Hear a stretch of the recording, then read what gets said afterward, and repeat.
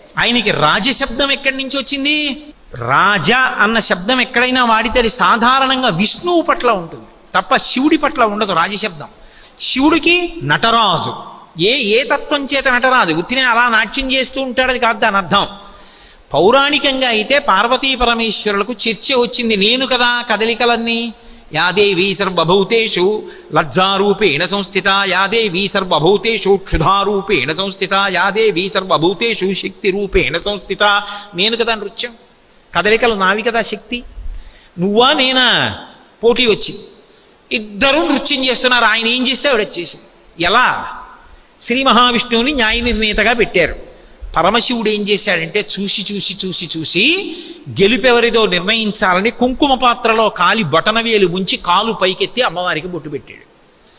ఆడది సభాముఖంగా చెప్పవలసిన అవసరం లేదు, అలా కాలు పైకెత్తే తత్వం ఉండదు, అలా ఎత్తకూడదు. కాబట్టి అమ్మవారు ఓటమిని అంగీకరించి శివుణ్ణి నృత్యానికి అధిపతిని చేసింది. నటరాజు అయ్యాడు. అంటే యథార్థమునకు మనలో ఉన్నటువంటి సమస్త కదలికలకు అధినాయకుడు. ఇప్పుడు ఆ నటరాజు మూడుగా మారిపోతాడు.